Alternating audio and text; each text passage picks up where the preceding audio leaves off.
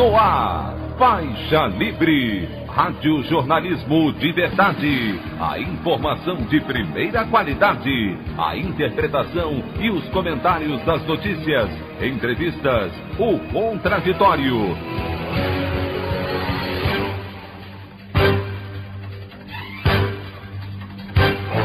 Tudo para aproximar você cada vez mais da realidade do Brasil e do mundo. Apresentação: Anderson Gomes. Operação da Polícia Federal tem como alvos ministro do Meio Ambiente Ricardo Salles e presidente do IBAMA Eduardo Bin, investigados por corrupção e por facilitarem a exportação de produtos florestais. Ex-ministro da Saúde, general Eduardo Pazuello, tenta blindar presidente Jair Bolsonaro na CPI da pandemia, mente de maneira deslavada aos senadores e deve continuar a ser inquirido nesta quinta-feira. Senador Randolfo Rodrigues da Rede do Amapá pede quebra de sigilos do ex-ministro por suspeitas em contratos sem licitação no Rio de Janeiro. Essas e outras notícias na edição desta quinta-feira, 20 de maio do ano de 2021, do programa Faixa Livre.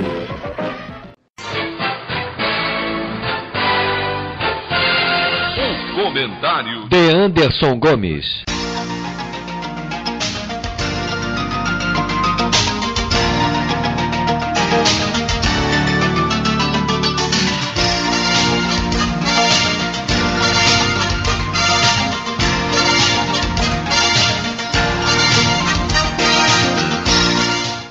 Bom dia, ouvintes. O depoimento do ex-ministro da Saúde, Eduardo Pazuello, ontem na Comissão Parlamentar de Inquérito, que investiga as responsabilidades na crise provocada pela pandemia, acabou dividindo as atenções com outro episódio de extrema importância e gravidade: a operação da Polícia Federal, que teve como alvos principais o ministro do Meio Ambiente, Ricardo Salles, e o presidente do IBAMA, Eduardo Bin, autorizada pelo ministro do Supremo Tribunal Federal, Alexandre de Moraes. Foram realizadas buscas contra o titular da pasta no governo de Jair Bolsonaro, tendo o prédio do Ministério como um dos locais averiguados. Outros servidores do IBAMA também receberam a visita dos policiais. A operação, batizada de Aquanduba, que é uma divindade dos indígenas Araras do Pará, apura crimes contra a administração pública, como corrupção, advocacia administrativa, prevaricação e, especialmente, facilitação de contrabando praticados por agentes públicos e empresários do ramo madeireiro. Outra medida estabelecida por Alexandre de Moraes foi o afastamento imediato de Eduardo Bin da presidência do órgão. Além dele, outros 10 agentes do IBAMA e do Ministério deixaram seus cargos preventivamente, como o assessor especial do gabinete do ministro, Leopoldo Penteado Butkevics, o superintendente de apurações de infrações ambientais do IBAMA, Wagner Tadeu Matiota, o diretor de proteção ambiental, Olímpio Ferreira Magalhães, o coordenador de inteligência de fiscalização, André Heleno Azevedo Silveira, além de outros coordenadores e diretores. Todos os investigados tiveram os seus sigilos bancário e fiscal quebrados, inclusive o ministro. A principal linha de investigação, de acordo com fontes que acompanham o caso, é que funcionários do Ministério e do IBAMA atuaram favorecendo indevidamente empresas dentro da administração pública, o que pode caracterizar o crime de advocacia administrativa. A APF busca provas de eventual pagamento de propina aos servidores. Ao solicitar busca e apreensão contra Salles, a Polícia Federal descreveu a, abre aspas, existência de grave esquema de facilitação ao contrabando de produtos florestais, fecha aspas, envolvendo o ministro e servidores públicos do Ministério do Meio Ambiente e do IBAMA. Outra informação diz respeito a um relatório financeiro elaborado pelo Conselho de Controle de Atividades Financeiras, o COAF, que teria detectado transações suspeitas envolvendo o escritório de advocacia do ministro. Trechos do pedido da PF foram destacados pelo ministro Alexandre de Moraes ao autorizar a operação. Após a ação, Salles foi à Superintendência da Polícia Federal buscar informações a respeito da medida e ficou sabendo que apenas o STF poderia conceder acesso aos autos. Na saída, o ministro se disse tranquilo quanto à operação e disse que não há substância alguma nas acusações. Ele esteve reunido com o presidente Jair Bolsonaro na manhã de ontem. Se a operação parece complicar de vez a situação de Salles, escancarar seus interesses espúrios no ministério e fragilizar ainda mais a gestão do ex-capitão, não é isso que aparenta o chefe do executivo. Informações vindas de Brasília dão conta de que o governo não pretende promover a troca do ministro, que segue com apoio do Palácio do Planalto. Vamos aguardar os desdobramentos das investigações, mas é fato que esse sujeito precisa o quanto antes deixar a pasta do meio ambiente por conta de todos os crimes que ele tem cometido. Falando um pouquinho agora sobre o depoimento do general Eduardo Pazuello, ele surpreendeu e respondeu todas as perguntas dos senadores que compõem a CPI, mas mentiu inúmeras vezes, repetindo Ernesto Araújo e Fábio Weingarten, ex-integrantes do governo que já passaram por inquisição na Casa Legislativa neste caso. O ex-ministro da Saúde, que compareceu sem farda à comissão, irritou os parlamentares em vários momentos, quando, por exemplo, disse que Bolsonaro nunca lhe deu ordens diretas para nada ou afirmou que a falta de oxigênio em Manaus durou apenas 3 dias. Ele também negou ter ignorado a proposta por vacinas da farmacêutica Pfizer no ano passado, desmentindo o que o presidente da empresa, Carlos Murilo, afirmou à CPI na semana passada. Disse que o Brasil só acertou a compra da cota mínima de doses oferecidas pelo consórcio internacional COVAX Facility, pois o contrato, na opinião dele, apresentava riscos. Pazuello destacou também que o Brasil não é obrigado a seguir as orientações da Organização Mundial da Saúde a respeito dos protocolos de segurança contra a Covid-19. Sobre a cloroquina, o ex-ministro relatou que, quando chegou à pasta, foi necessário fazer uma nota informativa para conter o uso do medicamento na fase final da doença, mas voltou a defender o uso de fármacos sem eficácia comprovada para o tratamento da doença. O depoimento acabou suspenso por conta do início da sessão em plenário no Senado e deve continuar hoje. Enfim, o general tem atuado com uma desfaçatez que, se não surpreende, deixa sua situação perante a justiça ainda mais complicada, visto que ele assumiu toda a culpa pelas medidas descabidas ordenadas por Jair Bolsonaro. A grande questão é que, mesmo com toda a evidente inaptidão da maioria dos senadores que compõem a CPI, inclusive do relator Renan Calheiros, já há uma série de provas que evidenciam os crimes cometidos pelo presidente da República nas ações e inações diante da pandemia. As atitudes de Pazuello e Bolsonaro envergonham as Forças Armadas e mostram o quão danoso para o país foi esse sentimento antipetista provocado pelo conluio golpista jurídico-político midiático. A conta veio em forma de genocídio do povo brasileiro. A opinião do Faixa Livre. Bandeirantes, 1360. Estamos apresentando Faixa Livre. Voltamos a apresentar Faixa Livre. Estamos de volta, ouvintes, com o início da edição de hoje do programa Faixa Livre, que tem na sua produção a jornalista Celeste Sintra, auxiliada pela também jornalista Natália Moraes, tendo no comando do áudio o Francisco. Meu bom dia a todos. E meu bom dia também a você, que pode aqui participar nos enviando mensagens eletrônicas para o endereço ouvinte@programafaixalivre.com.br ou ainda registrando suas participações diretamente nas nossas redes sociais. No Facebook, nossa página é o Programa Faixa Livre. No Twitter e no Instagram, para deixar o seu recado, basta seguir os perfis @PGM Faixa Livre. Lembrando que as participações por telefone estão inviabilizadas, pois durante o período da pandemia do novo coronavírus, nosso programa está sendo gravado no dia anterior à sua veiculação. Pedimos desculpas aos nossos ouvintes que costumam interagir conosco desta forma, mas foi a maneira encontrada pela equipe do Faixa Livre para mantê-los informados sobre o que acontece no país e no mundo com essa nossa visão crítica e, ao mesmo tempo, preservando a saúde dos profissionais que levam o programa ao ar.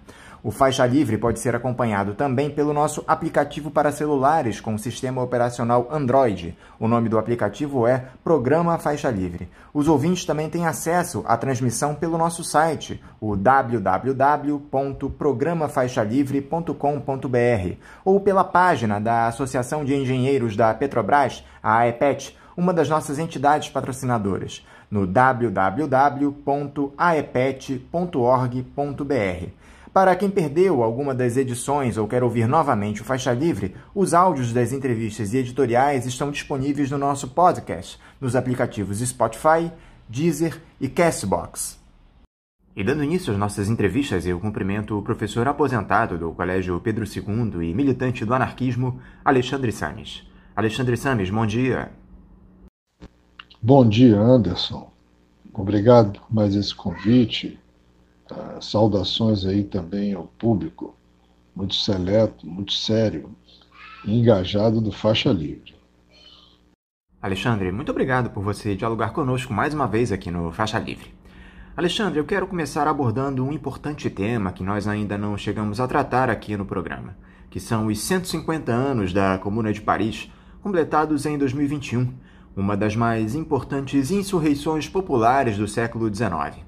A Celeste me avisou que amanhã você fará a abertura de um debate que vai tratar desse movimento, promovido pelo Instituto de Estudos Libertários a partir das 16 horas, transmitido pelo canal do Instituto no YouTube. Esse debate contará com as participações do professor da Universidade de Paris, Nanterre, Hugues Lenoir, e da Universidade de Dublin, Federico Ferretti. Antes de nós falarmos a respeito desse encontro virtual, Alexandre, eu gostaria que você explicasse aqui para os nossos ouvintes o que foi a Comuna de Paris, por que ela aconteceu e a importância dela para a nossa sociedade, por favor. Bom, Anderson, como você muito bem colocou, a Comuna completa esse ano 150 anos do seu legado para a humanidade. Ela tem elementos suficientes para contribuir com o debate atual, por uma série de fenômenos que aparecem de forma muito nítida num breve, até breve mesmo, e superficial estudo da Comuna. Como, por exemplo, a perspectiva segundo a qual a classe trabalhadora ela é capaz de governar a si mesma. Então, esse é talvez um dos aspectos de maior destaque da Comuna. A perspectiva internacionalista da Comuna, que durou, é bom que se diga, apenas 72 dias, mas nem por isso com menor densidade social e menos importância histórica.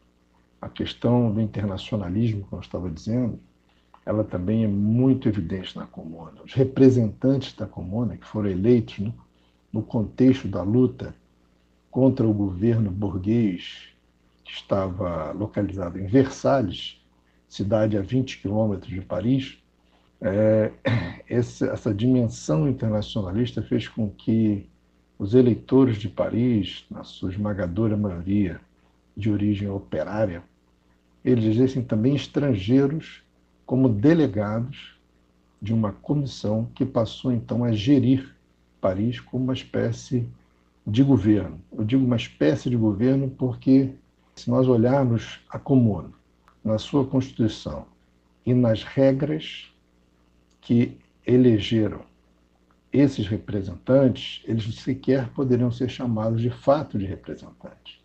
Eles eram delegados por quê? Porque havia a perspectiva dos chamados mandatos imperativos. Isso quer dizer que esses delegados podiam ser destituídos dos seus postos administrativos a qualquer momento pelos eleitores dos bairros que os elegeram. É bom que se diga também que esses mandatos, eles eram mandatos vinculados aos bairros. Os candidatos se candidatavam em listas pelos bairros. Isso é muito importante, porque além deles sofrerem a permanente vigilância, ou melhor, o acompanhamento de quem os elegeu, eles poderiam perder o cargo a qualquer momento e mais. Os valores recebidos por esses delegados não superavam a média salarial de um operário qualificado de Paris. Então, esses elementos todos são muito importantes porque eles caracterizam um tipo de gestão operária horizontal, profundamente democrática e que eu acho que ainda tem ensinamentos importantes para os dias que correm. Tanto mais agora nessa conjuntura que nós vivemos no Brasil, mas não apenas. Então a comuna ela além de ter realizado, né, essas coisas que eu acabei de sintetizar em breves palavras, ela foi além, nos seus escassos 72 dias, ela foi além. Ela legislou sobre o direito da mulher a partir de organizações de mulheres que igualmente ficavam situadas, localizadas nos bairros, nos 20 distritos que compunham a cidade de Paris à época.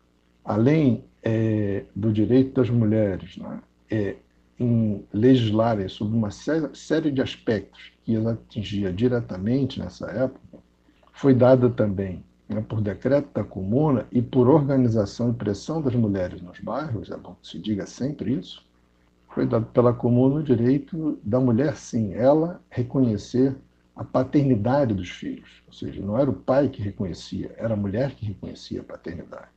O que demonstra um avanço extraordinário, repito, ainda para os dias de hoje. Estamos falando de um evento que está distante de nós 150 anos e que aconteceu, tomando o Brasil como referência, do outro lado do Atlântico. Além disso, a comuna também reduziu a jornada de trabalho da classe trabalhadora, ela também acabou com o trabalho noturno nas padarias, ela colocou à disposição da classe trabalhadora fábricas que haviam sido abandonadas pela burguesia, parte dessa burguesia foge apavorada de Paris com a tomada de poder por essa classe trabalhadora no dia 18 de março de 1871. Então, obviamente que a comuna incomoda não apenas o governo francês, o governo da ordem, mas ela vai incomodar, inclusive, um governo que até bem pouco tempo era inimigo do governo francês, que é o governo prussiano. E já no contexto da comuna, o governo alemão, porque já tinha acontecido a unificação. O governo alemão também apoia o governo francês, e olha que eles tinham acabado de sair de uma guerra sangrenta, dura. Esse governo alemão, portanto, ele apoia o governo francês para que o governo francês, como eu havia dito, estava em Versalhes, ele esmagasse com mão de ferro a Comuna de Paris, o que se deu no final de maio, mais ou menos entre 22 de maio e 28. Quer dizer, os episódios são de uma eloquência, de uma dramaticidade, e que são contados em alguns livros, principalmente por cronistas que viveram a Comuna, e eu tento também reproduzir isso no livro que escrevi em 2011, e que agora está sendo reeditado com acréscimos importantes. Eu tentei reproduzir um pouco dessa dramaticidade. São episódios também de muito heroísmo, e a despeito da Comuna ter sido derrotada depois de uma semana dessa resistência sangrenta, ela deixou, em termos de exemplos, ela deixou para nós ensinamentos que, repito, ainda precisam hoje ser apropriados pela classe trabalhadora no seu conjunto. Tá? E quando eu falo da classe trabalhadora, eu não estou falando apenas do operário clássico, do operário fabril, estou falando também do camponês, estou falando também do precarizado, estou falando também do servidor público. Então, por isso tudo, eu acho que vale muito a pena revisitar a comuna 150 anos depois. Agora, você pode adiantar um pouquinho aqui para a gente do seu discurso de abertura desse evento amanhã, Alexandre? O que você vai dizer nesse importante debate promovido pelo Instituto de Estudos Libertários? Bom, Anderson, a minha abertura, que eu pretendo que seja breve, nós temos dois convidados especialistas no tema, que se debruçam sobre ele já há bastante tempo, que é o Lenoir e o Ferretti, meu objetivo é situar um pouco o que foi a Comuna no Brasil em termos de impacto político, principalmente impacto político, obviamente, provocado pelas ideias que chegavam ao Brasil da Comuna. Esse impacto ele não foi pequeno. Curiosamente, os jornais de grande circulação, alguns inclusive de forma surpreendente, eles deram notícias praticamente todos os dias sobre os eventos da Comuna. Obviamente que eram jornais, por serem diários, ligados aos interesses das classes dominantes brasileiras. Exatamente por conta disso, é que a opinião desses jornais em relação à Comuna não era uma opinião nada lisonjeira. Eles eram bastante críticos à Comuna, mas uma leitura deles, vamos dizer assim, nos dá o entendimento, sabendo-se assim, interpretar as fontes, do tipo de repercussão, do tipo de reverberação que a Comuna terá no Brasil em 1871. Prova disso é que nós vamos ter, inclusive, uma legislação específica com a possibilidade de repatriar qualquer comunarde que viesse a desembarcar no Brasil, tentando fugir aos rigores dos julgamentos que estavam acontecendo naquele momento, logo a seguir à derrota da Comuna. Ou seja, nós tivemos, inclusive, um debate parlamentar sobre os perigos da Comuna para o Império Brasileiro. E, obviamente, o Império que sustentava, em certa medida, nos pilares do escravismo. Além disso, obviamente, além da propaganda dos jornais mais conservadores, que eram quase a totalidade dos diários da corte do Rio de Janeiro, à época, nós vamos ter também pequenos grupos, e eles são pequenos mesmo, que vão, em alguma medida, se apropriar das ideias da Comuna e tentar criar relações, criar pontos de contato com as injustiças brasileiras, na tentativa de alavancar, a partir da Comuna, alavancar um movimento consistente, igualmente no Brasil, como estava acontecendo em Paris, ou como havia acontecido em Paris, dependendo da época do jornal.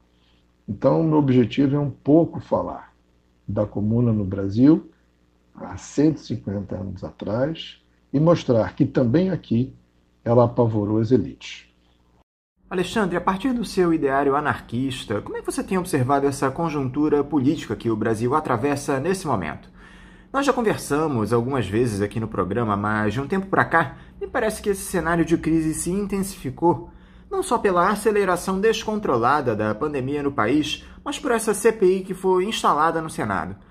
Qual é a análise que você faz a respeito de tudo isso?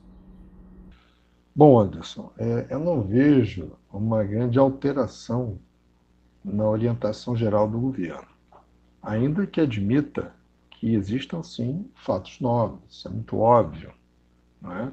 Mas esses fatos novos, no seu conjunto, têm sido reforçados exatamente pela linha geral adotada por esse governo desde o primeiro dia, desde o dia que assumiu. Podemos dizer, que o Bolsonaro assumiu o seu mandato. Tudo mais que vem acontecendo, eu não percebo como uma tentativa do próprio governo de se reorientar, de criar, não só para ele o governo, como também para a sua base, ele tem uma base, criar uma nova plataforma, ou renová-la a partir de determinados aspectos que são noticiados largamente pela grande imprensa. Agora, é um fato, para mim, incontestável, que o governo Bolsonaro não governa. Ele faz campanha. É uma campanha permanente, obviamente, parte das denúncias contra o governo se somam também a esse cabedal imagético que fornecem a essa campanha permanentemente elementos. Então, eu não vejo, muito sinceramente, às vezes alguns analistas colocam que o governo né, se aproxima de uma encruzilhada, né, que atravessar essa encruzilhada vai ser muito difícil. Eu acho que isso é muito mais da esfera do desejo das pessoas do que propriamente de uma leitura política, digamos assim, mais lúcida, né? Mais sóbria do que está acontecendo. O governo Bolsonaro, ele é um governo fruto do ressentimento, um ressentimento popular diante de expectativas frustradas. Eu acho que o resultado das urnas pode ser, em grande medida, resumido nisso. Existe uma vaga de ressentimento que varre a sociedade brasileira por conta de expectativas frustradas, repito, que varreu o Brasil através das urnas. Aliás, as urnas, elas são muito generosas em exemplos de fenômenos muito semelhantes a este que nós estamos vivendo no Brasil hoje. Não só contemporaneamente, como na história, digamos, da chamada democracia representativa como um todo. Aqueles discursos autoritários do Jair Bolsonaro, Alexandre, me parece que estão sempre ali, em banho-maria, aguardando apenas uma contingência para serem colocados em prática. No último sábado, no entanto, um episódio pode ter dado a indicação de que, depois dessa última reforma ministerial, as Forças Armadas estariam alinhadas a uma eventual aventura do ex-capitão. O ministro da Defesa, general Braga Neto, discursou em uma manifestação bolsonarista em Brasília, dizendo que as Forças Armadas estariam a postos para defender os interesses daquele pessoal e que a liberdade é um bem maior e fundamental. Você crê nessa ampliação das ameaças do bolsonarismo, Alexandre? O que é que pode influenciar para que nós tenhamos um novo golpe no nosso país? Bom, o governo Bolsonaro é uma permanente ameaça. Como eu havia dito, isso faz parte, inclusive, da forma de governar dele, né, e do seu grupo, que, na verdade, é uma campanha permanente. E, obviamente, as bravatas, as ameaças, os golpes de mão que ele tenta dar o tempo inteiro, simbólicos ou concretos, envolvendo fatos, são elementos que colaboram para exatamente ele garantir aqueles 30%, que um pouco mais ou um pouco menos ele tem conseguido garantir. A questão do Braga Neto é parte dessas bravatas. Existe um setor, a gente sabe, das Forças Armadas, que é bastante crítico a esse envolvimento das Forças Armadas com o governo, que entendem que as Forças Armadas fazem parte, né, do Estado, não dos governos. Porque os governos passam e o Estado permanece. Essa é a visão clássica dos militares. Aliás, é uma visão dos conservadores, dos liberais conservadores, do Huntington e outros que defendem a ideia do soldado-Estado, qual é o papel do soldado. Então, existe uma fragilidade nesse entendimento de que um golpe se aproxima, e essa fragilidade tem a ver com o pressuposto de que existe uma unidade dentro das Forças Armadas. Essa unidade não existe. Mas, ainda que existisse, eu acho que uma conduta política consequente, e aí pensando num bloco de oposição igualmente consequente ao fenômeno do bolsonarismo, não pode se movimentar a partir dos temores, a partir, né, dos medos. E muito menos tem que se pautar numa agenda cuja principal característica seja exatamente a prudência exagerada. Em política, a prudência exagerada é a rima do medo, ou fruto dele, o que é igualmente lamentável, porque quando você, e aí eu me refiro à esquerda, uma crítica que eu faço à esquerda, quando você se deixa orientar pelos temores produzidos pela oposição, você está previamente derrotado. Agora, essa questão, ela tem uma origem, a qual me referi anteriormente. Ela tem origem na lógica eleitoral.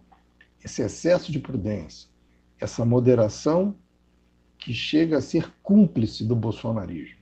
Todos esses elementos, né, têm como objetivo um pacto a ser desenhado para 2022. Então, essa cumplicidade,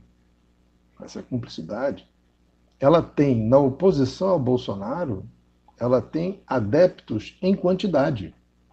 Exatamente porque esses adeptos entendem que 2022 é o marco da resolução dos problemas do povo brasileiro, quando isso não é verdade. Como não foi 2018. Quando os anarquistas denunciam a chamada farsa eleitoral, eles não fazem por mero gosto, por imagens políticas fortes. Eles o fazem exatamente porque há uma observação do processo histórico como um todo, na qual isso fica muito evidente. Essas conciliações criminosas com aqueles setores em que essas conciliações se dizem de oposição. Essa relação, que é promíscua, ela é danosa às transformações que, de fato, a sociedade brasileira necessita. Enquanto isso for uma realidade, o racismo estrutural, o machismo, a homofobia e todos esses elementos que são manipulados constantemente pelo fenômeno do bolsonarismo não serão resolvidos. E mais, em alguns aspectos, serão ainda aprofundados. Quando se entende, né, um genocídio como aquele que aconteceu na favela do Jacarezinho, com uma tentativa pura e simples de desviar a atenção da CPI, você reduz todo um processo de genocídio, que é estruturalmente muito mais longo do que essa atual conjuntura histórica, isso é óbvio. Você resume tudo isso a uma cortina de fumaça. E digo, a oposição à esquerda trabalha nesse diapasão, que é um diapasão de capitulação, de concessões. Concessões, repito, do ponto de vista das necessidades da classe operária, popular, né, do Brasil, são concessões, né, das mais terríveis, e que nós precisamos superar esse estágio de negociação para dar o passo seguinte e necessário para o estágio da transformação. Agora, os nossos vizinhos na América do Sul é que têm nos dado mostras de que ainda há esperanças, Alexandre. A Colômbia, com essa insurreição popular nas ruas, protestando contra as ações do governo ultraliberal de Ivan Duque. O Chile, com essas eleições que elegeram uma maioria progressista para comandar as principais cidades, e também para a Assembleia Constituinte, que vai produzir uma nova Constituição para o país, substituindo aquele texto herdado da ditadura de Augusto Pinochet. Esses episódios te dão alguma esperança de que algo possa mudar no nosso continente, Alexandre? Bom, sobre o Chile e a Colômbia, eu teria a dizer que, embora o fenômeno colombiano recentíssimo, ele tem uma participação, ou seja, uma importância popular mais evidente, estou falando no contexto atual, mais recente. O fenômeno chileno também é fruto das manifestações que aconteceram há muito pouco tempo. Então, nós temos aí dois países onde a população foi para as ruas e de forma bastante organizada e consequente, em momentos igualmente dramáticos. Então, nós estamos diante de um mesmo paradigma da luta social direta que provoca reações. Reações que, obviamente, nos enchem de esperanças, porque se alguma mudança virá, uma mudança um pouco mais profunda, ela não virá, como eu havia dito anteriormente, de novos pactos articulados por cima, a partir de interesses partidários, que têm legitimidade política, mas que muitas vezes não têm correspondência social. E o que nós estamos vendo, tanto na Colômbia como no Chile, e aí do Chile eu estou reivindicando as manifestações, né, que aconteceram de forma robusta há um ano atrás, há um ano e meio atrás. Essas manifestações, elas são centrais para explicar qualquer movimento no campo progressista político. Não estou querendo dizer com isso que o que acontece hoje no Chile, ou seja, esse arejamento político, seja de forma determinada, fruto, mecanicamente falando, do que aconteceu, né, um pouco antes. Mas eu tenho certeza que o que há em termos de progressista e qualitativamente positivo nesse processo político certamente se deve à capacidade de mobilização que o povo chileno deu. Eu destaco principalmente uma fotografia que circulou aí pelas redes sociais, né, de uma pirâmide humana montada sobre o monumento, que no topo dela tinha uma bandeira mapuche, no Chile. Tem um movimento social forte, que do ponto de vista histórico conta mais de 500 anos, a resistência dos mapuches, chamados de araucanos, né, pelos colonizadores, essa resistência que desconhece fronteiras, que desconhece e combate pactos políticos, essa resistência me interessa, nos interessa, como patrimônio coletivo da América Latina. Como foi também, na época, um pouco antes, inclusive, do fenômeno das independências, muito capitaneado pela figura do Bolívar, é o movimento dos comuneiros, justamente na Colômbia. Colômbia e Venezuela, que tem um histórico de movimentos populares, repito, muito robustos. O movimento indígena na Colômbia é importantíssimo, ainda que tenha sido ofuscado durante muito tempo, por décadas, pela guerrilha das Farc. Existe um movimento autônomo, robusto e com um projeto muito interessante, pluriétnico para a Colômbia, que infelizmente não ganha espaço na grande imprensa, por motivos óbvios também. Então, o projeto latino-americano de superação, inclusive, dessa onda filofascista, passa exatamente pela confederação desses esforços, que não começaram ontem, e espero que não terminem amanhã, porque eles têm que se agudizar, eles têm que se aprofundar. E não por acaso, isso está acontecendo, né, num ambiente de pandemia, num ambiente extremamente repressivo de pandemia. E como é que as nossas forças populares podem aproveitar esses movimentos dos nossos vizinhos para iniciarem uma alteração nesse quadro de dominação ultraliberal para um protagonismo efetivo da nossa população, Alexandre? Você acha que isso é possível, dada a correlação de forças que está colocada, o nível de politização do nosso povo? Bom, ao contrário do diagnóstico da esmagadora maioria da esquerda, eu não acho que o nível de politização das nossas forças populares seja insuficiente. Muito pelo contrário.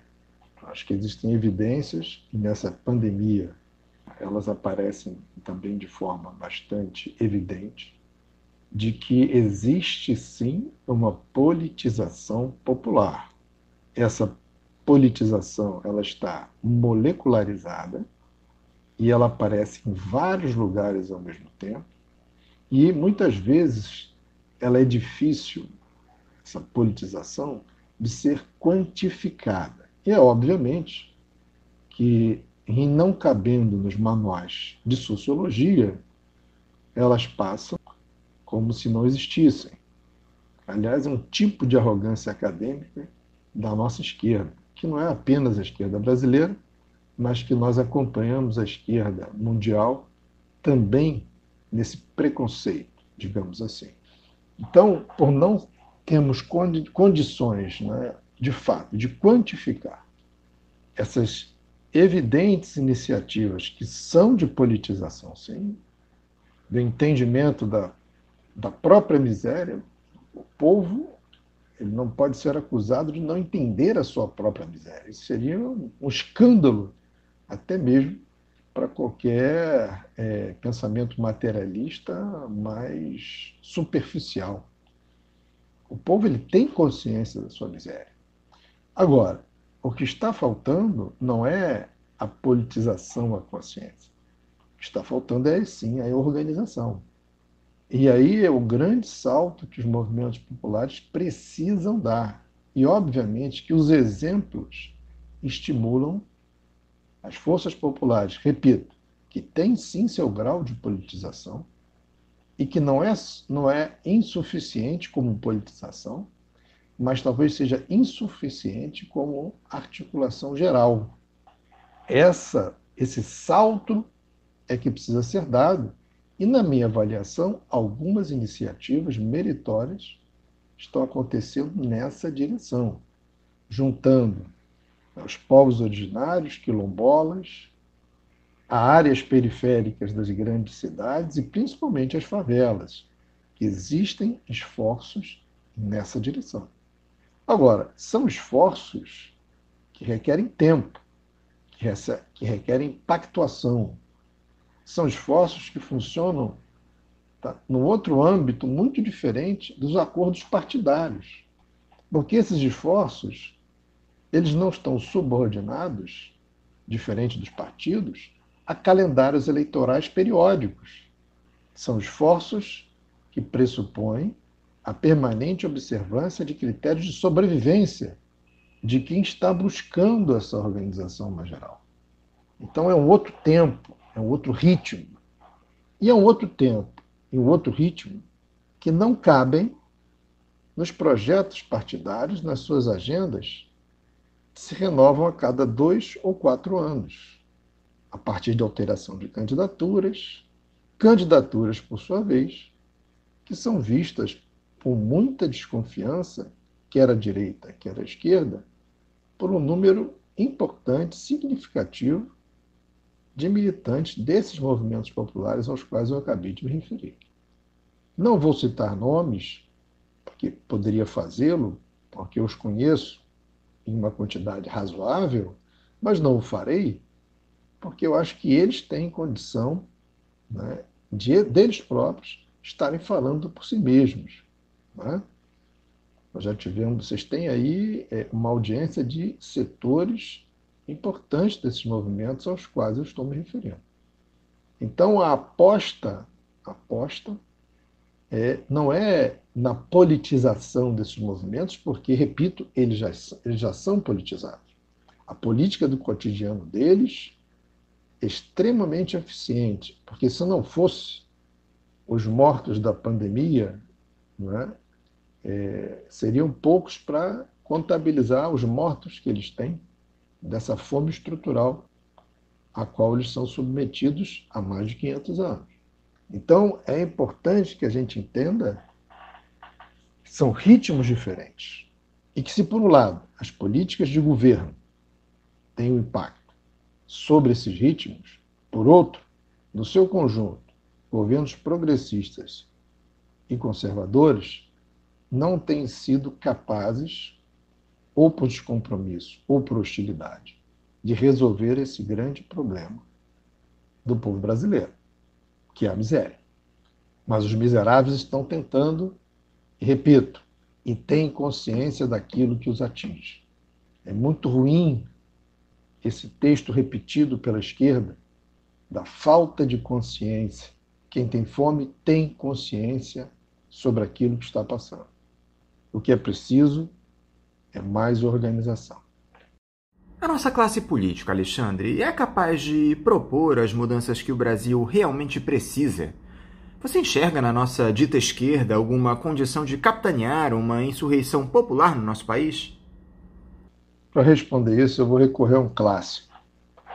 Pierre-Joseph Proudhon dizia que o Estado, os governos, estendendo-se aí aos partidos, não tem a inteligência das revoluções. E que o segredo das revoluções pertence ao povo. Ele falava povo porque ele entendia que proletariado, há 150, 160 anos atrás, era um termo impreciso para lidar com a variedade, com a pluralidade desse setor que nós chamaríamos de setor oprimido hoje. Então, eu não acredito que a esquerda, extremamente arrogante, europeizada no pior sentido dessa expressão, que existe até um sentido bom, esses conteúdos, e a Comuna é um exemplo disso, que podem muito bem podem muito bem ser partilhados entre América e Europa, aqueles que são de fato generosos, e infelizmente, a esquerda brasileira ela é pródiga em partilhar preconceitos adotados também de uma formação excessivamente eurocêntrica. É impossível um diálogo entre a esquerda, mesmo a esquerda partidária, e os setores oprimidos, os setores populares? Não acho que seja impossível. Mas é preciso que, para que isso aconteça, esses setores deem mostras, né, tornem evidente que esse diálogo será horizontal, será leal e, antes de tudo, que levará ao ponto que ficará claro para todos logo no início dessa pactuação. Porque uma ação popular, ela tem objetivos e tem bandeiras muito claras. E ela não pode se misturar a conteúdos opacos de programas partidários que, para o povo, que para a sociedade que tem urgência, fiquem ainda muito difusos, que não fiquem evidentes.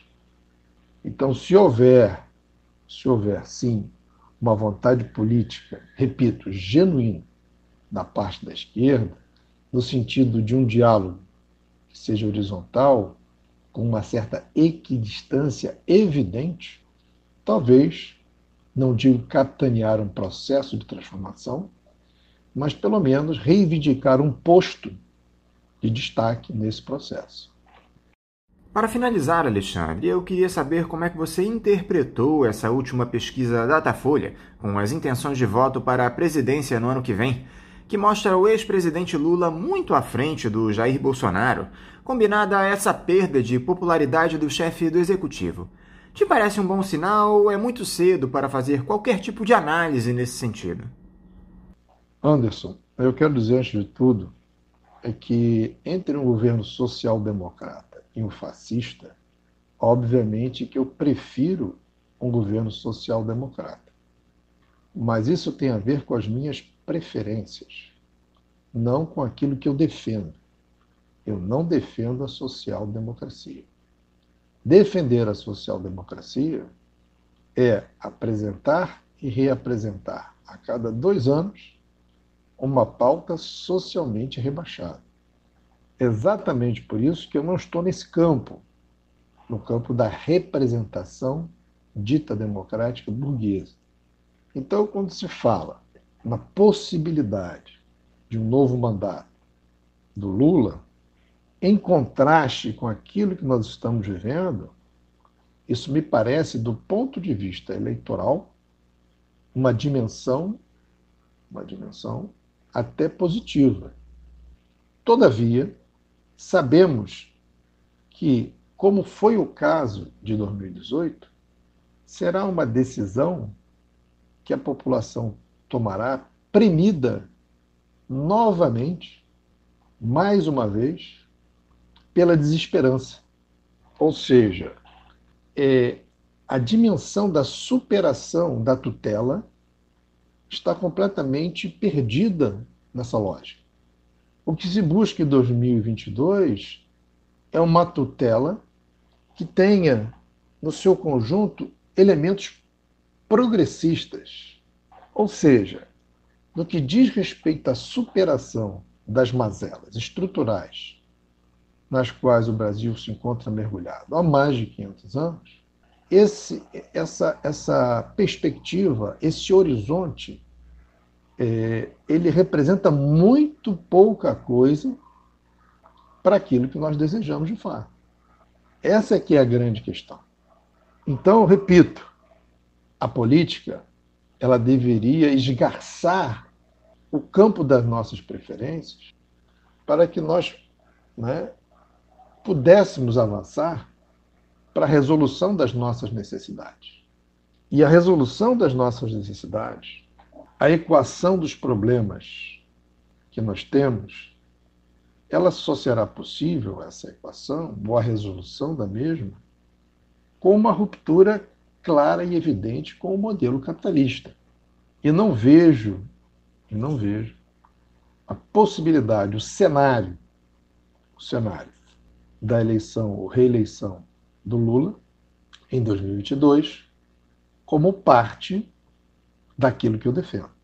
Eu acho que é muito importante nós coloquemos isso de forma clara para que o entusiasmo, para que a polarização não nos leve a mantermos muito menos do que precisamos e, o pior de tudo, interpretarmos isso como uma grande vitória popular.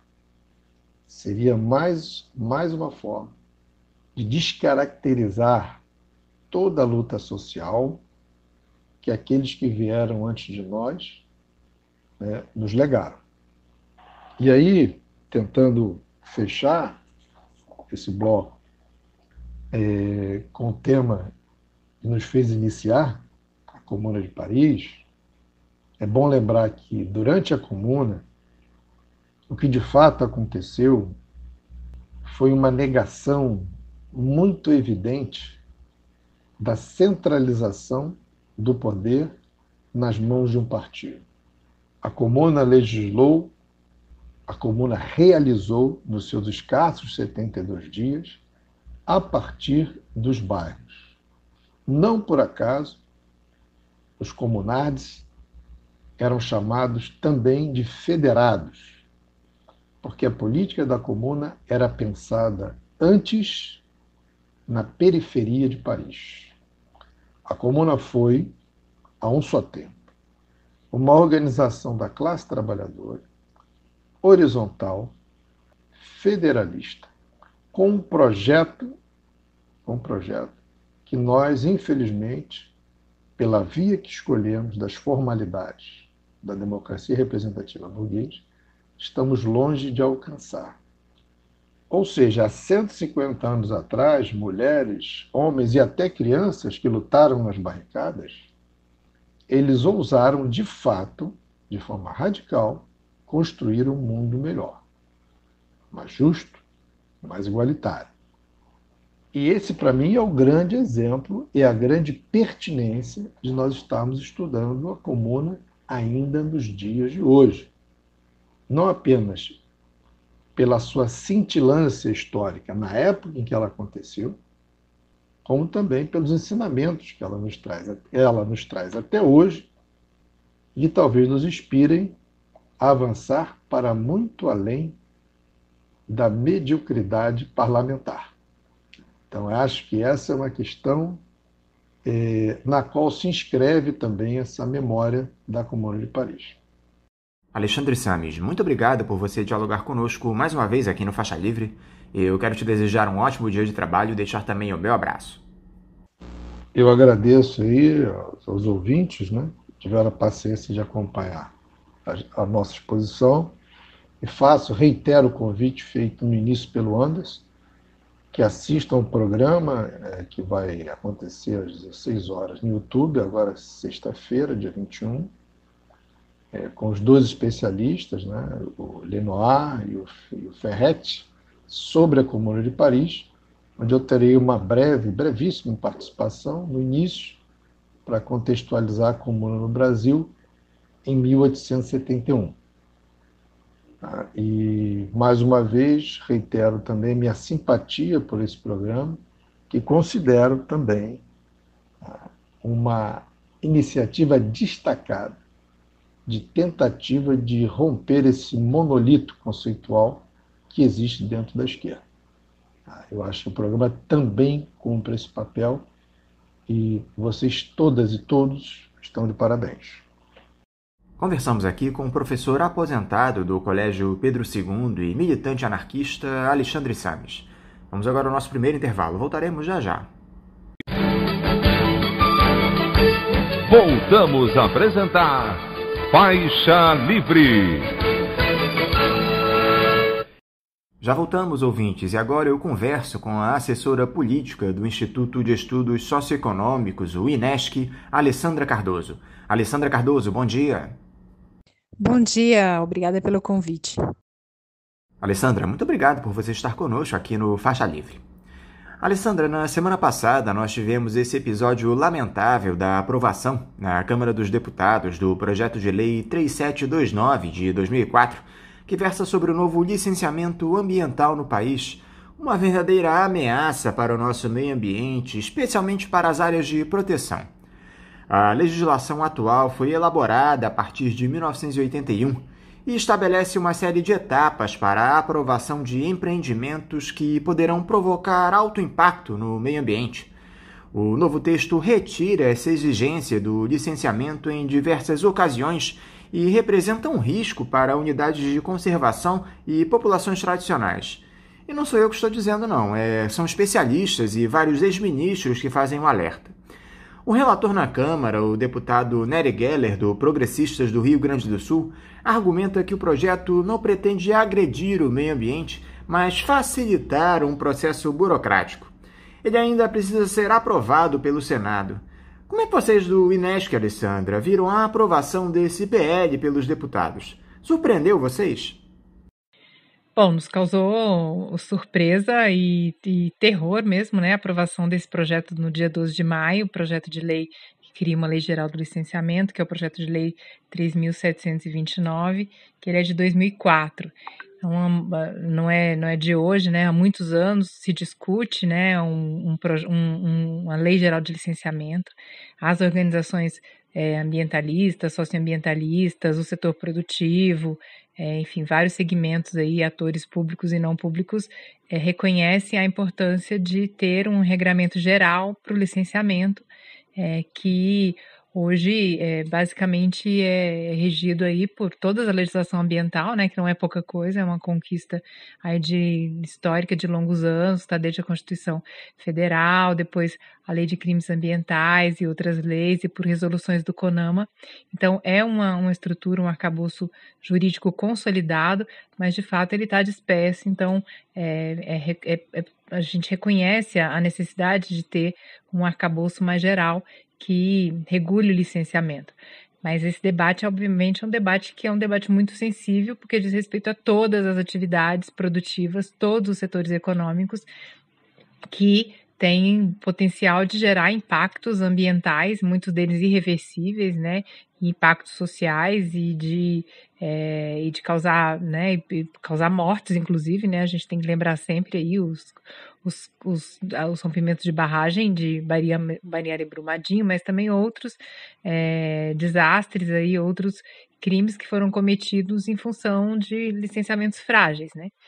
E a aprovação desse projeto, como eu disse aí, a toque de caixa, no dia 12 de maio, ele nos causou muita surpresa, exatamente porque não é um projeto simples, é um projeto que exige muita discussão.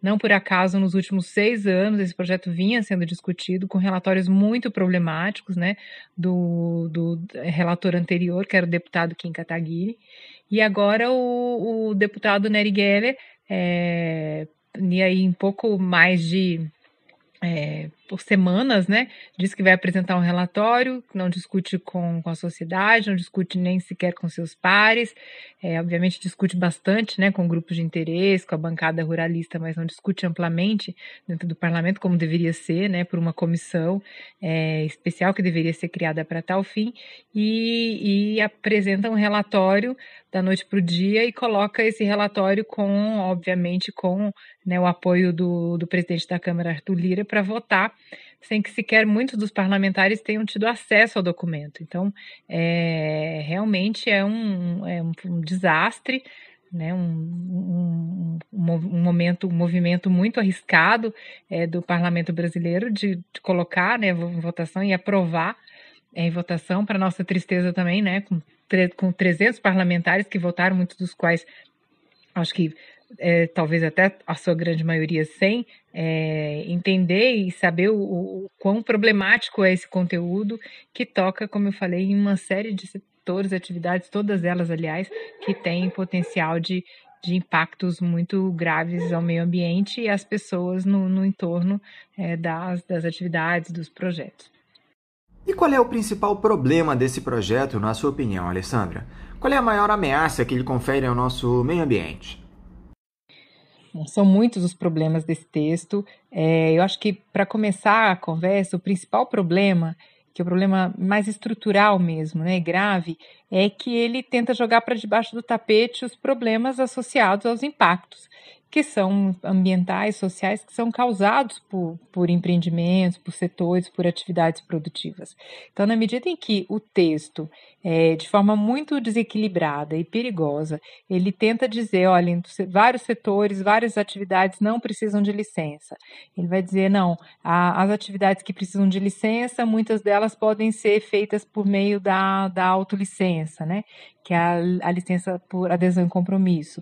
E aí depois, no terceiro momento, ele fala, mesmo aqueles empreendimentos que têm muito potencial de impacto, e pensa numa grande barragem, pensa numa grande hidrelétrica, numa mineração, né, pensa no caso de Belo Monte, mesmo para esses, o texto cria uma série de permissividades, de flexibilidades que vão fazer o quê? Vão fazer com que esses impactos não sejam, de fato, avaliados pelo poder público, pelo órgão ambiental, que no caso deveria ser o IBAMA, né? Que esses impactos eles sejam reduzidos, atenuados, para criar a falsa expectativa de que o licenciamento vai ser mais fácil, vai ser mais rápido, vai ser menos custoso, e com esse argumento falacioso, né, esse perigo aí embutido na lei, criar esse falso ambiente mais positivo para negócio. Então é um equívoco gigante, porque na verdade não é isso que vai acontecer. O que está acontecendo é que esse é o problema mais grave, estrutural do projeto como um todo, é que ele tenta jogar o problema dos impactos ambientais e sociais para debaixo do tapete sem endereçá-los, né? Para o empreendedor, sem permitir com que a sociedade tome conhecimento de que impactos são esses, e sem que tenham órgãos, né, do governo aí nos vários níveis capazes de fiscalizar e monitorar esses impactos. Então, o texto é muito desequilibrado, é muito desastroso, e ele traz uma série de problemas aí que eu acho que a gente vai conversar mais ao longo da entrevista. Além de todos os danos ao meio ambiente, Alessandra, esse projeto traz impactos econômicos para o nosso país? Quais seriam esses impactos? Esse discurso de que o licenciamento, ou esse texto do licenciamento que foi apresentado e foi aprovado na Câmara, ele vai gerar desburocratização, ele vai gerar um processo mais acelerado de licenciamento, ele vai atrair investimento, é um discurso muito equivocado, é um discurso falacioso, porque na verdade os impactos vão continuar lá e eles vão ser gerados por esses empreendimentos. O problema é que eles não vão ser endereçados, né? Eles não vão ser corretamente avaliados, porque um dos pontos muito críticos desse projeto de licenciamento, para além de uma série de atividades passarem a ter um licenciamento automático via licença por adesão e compromisso, além de dispensar uma série de atividades, inclusive todas as atividades do agro, de licenciamento por conta da dispensa, ele ainda vai produzir um efeito extremamente perverso e equivocado para aqueles empreendimentos que são de significativo impacto, que são aqueles empreendimentos que o órgão ambiental tem que construir um termo de referência para que o empreendedor faça estudo sobre a opção locacional, faça estudo sobre aquele entorno que vai ser afetado, e depois esses termos de referência vão gerar estudos de impacto ambiental que vão dar a dimensão de qual é o tamanho desse impacto. Então, uma das medidas perversas desse texto é tentar artificialmente reduzir a avaliação de impactos para esses empreendimentos que são mais impactantes, que exigem um estudo de impacto ambiental, exigem medidas de mitigação. Então, eles fazem isso de uma forma absolutamente artificial, quer dizer, olha, vamos reduzir aqui a área de influência do empreendimento e dizer que o empreendimento, a única área é aquela diretamente afetada, basicamente é o canteiro de obras, e vamos esquecer que aquele empreendimento, a depender do lugar que ele está, ele vai impactar, né, uma terra indígena não demarcada, ele vai impactar um território quilombola não titulado, ele vai impactar um município inteiro, uma população inteira, ou porque vai reduzir a vazão de um rio, como é o caso das barragens que impactam o pescador, impacta a população ribeirinha, impacta a população geral que precisa daquela água. seja em função da atração de imigração, que é muito grande nesses empreendimentos, porque gera-se toda uma expectativa de que aquela população, que aqueles migrantes vão conseguir ali um trabalho, ou seja, no canteiro de obras, ou seja, naquela economia local que vai crescer. Então, gera-se toda uma expectativa de que naquele lugar ali vai ter novas oportunidades, que na grande maioria das vezes essas oportunidades não se mostram verdadeiras, né? Aquela obra acaba e o desemprego só aumenta e as pessoas não conseguem colocação, ou mesmo no processo da obra as pessoas ficam subempregadas, aumenta a violência. Então, todas essas questões que o Brasil já aprendeu, que a gente já viu acontecer em Belo Monte, nos grandes empreendimentos de mineração, nas outras hidrelétricas, em vários projetos aí que já mostraram, já evidenciaram, já foram amplamente documentados, que geram muitos, muitos impactos. A questão que esse projeto tenta fazer é dizer assim, olha, esses impactos não vão ser reconhecidos, esses impactos não vão ser avaliados, porque nós vamos restringir aqui a área de influência para uma área mínima, que basicamente é o canteiro de obras, e esses outros impactos, o empreendedor não vai assumi-los, o Estado também não vai assumi-los, porque a gente sabe que o Estado não assume com política pública, nem quando ele tenta fazer, como é o caso, de novo, né, de Belo Monte, ele consegue fazer isso com eficiência, fica aí uma série de impactos, de violações de direitos que ficam aí na conta do empreendedor, na conta do Estado, isso alimenta processos de judicialização. Então, na verdade, o que esse projeto, e um dos elementos mais perversos dele, é que ele tenta artificialmente reduzir essa área de observação do impacto. Só que reduzir a área de observação do impacto e reduzir a área de responsabilização do empreendedor pelo impacto não vai fazer o impacto desaparecer. Muito pelo contrário, esse impacto tende a ser até mais potencializado porque ele não é avaliado, ele não é medido e ele gera um processo ali tendencialmente explosivo, né? Seja do ponto de vista do impacto ambiental, que não está sendo monitorado e mitigado em tempo, seja dos processos também sociais, né? De violação de direitos e de impactos, inclusive de pressão sobre os equipamentos públicos, sobre as escolas, sobre os hospitais, sobre o saneamento.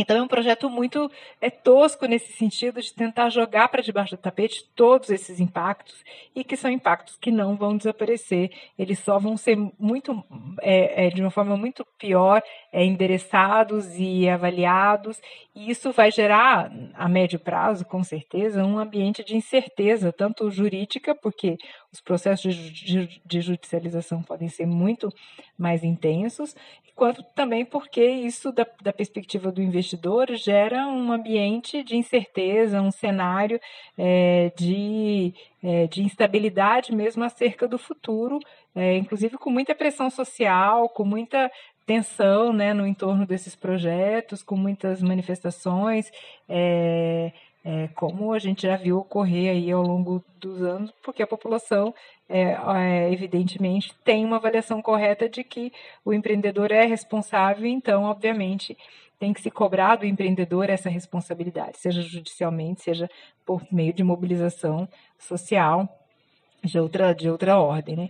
Então, o fato é que esse projeto, ao fazer isso, ao tentar reduzir esse espaço de tratamento dos problemas que advêm, ele acaba potencializando os problemas e vai, portanto, na contramão dessa pretensão aí, que é de gerar um melhor ambiente de negócio.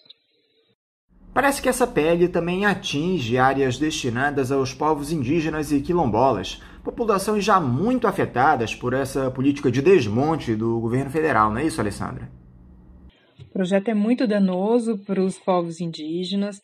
Um dos principais pontos críticos é que ele exclui da análise de impacto e da adoção de medidas para prevenir o dano todas as terras indígenas que ainda não tenham sido efetivamente demarcadas. Isso representa, segundo estudos feitos já, cerca de 1/4 do total. Isso significa que são, inclusive, territórios e povos com mais fragilidades, porque ainda não têm seus territórios reconhecidos formalmente e que eles vão ainda sequer ser considerados no processo de licenciamento. Então, quer dizer, para esses territórios, se é aprovado um projeto como esse, sequer, vamos supor que haja aí uma grande hidrelétrica, ou uma grande ferrovia, ou uma atividade de mineração muito próxima à sua terra e que vai impactar, né? Vai impactar por diversas formas, vai impactar aumentando a invasão, vai impactar aumentando o desmatamento, vai impactar levando mais doenças, vai impactar então de diversas formas, e isso sequer vai ser considerado no processo de licenciamento. Os estudos de impacto não vão identificar, porque eles não vão ser considerados nos estudos de impacto. Então, portanto, não vai haver medidas de mitigação ou de restrição mesmo locacional desse empreendimento em função da proximidade a essas terras indígenas. Isso é muito perverso, e é importante lembrar que a Constituição assegura o direito os direitos indígenas, os direitos dessas populações, independente da demarcação, que o Brasil também é signatário da Convenção 169 da Organização Internacional do Trabalho, que estabelece que qualquer projeto ou mesmo medida legislativa que impacta a vida, que potencialmente impacta a vida dos povos e comunidades, precisa passar por processos de consulta livre, prévia e informada, ou seja, eles precisam ter conhecimento, precisam ter informações sobre o que vai acontecer, sobre como é que vai ser o processo de implantação de uma obra, ou nesse caso, inclusive, também de uma medida legislativa como essa, e eles precisam ser ouvidos de forma livre, prévia e informada, para que eles digam se estão de acordo ou não com isso, se isso viola ou não os seus direitos na sua perspectiva. E isso está muito longe de acontecer nesse projeto, então por isso também o projeto ele acaba tendo vários elementos aí de inconstitucionalidade, de ilegalidade, o que só aumenta, por sinal, como já foi dito, a insegurança jurídica em relação a esse projeto. No caso dos territórios quilombolas, o processo é similar. Quer dizer, o projeto tenta eliminar territórios quilombolas que ainda não foram titulados, e nesse caso aí é uma grande maioria, 87% dos territórios quilombolas no Brasil ainda não foram titulados, exatamente por conta da morosidade do Estado de implementar uma política de reconhecimento desses territórios, e são comunidades que aguardam esse processo de titulação e que também, assim como no caso das terras indígenas não demarcadas, sequer seriam ouvidas, consideradas no processo de licenciamento, sequer seriam identificados e estudados os impactos que os projetos trariam a essas comunidades, e isso significa uma violação também muito flagrante dos direitos desses territórios, desses povos aos seus territórios, né? Que impacta o direito, inclusive, futuramente de titular esses territórios. Então, isso é, de novo, muito, muito grave, muito repleto de ilegalidades, e também os territórios, os povos quilombolas, as comunidades tradicionais,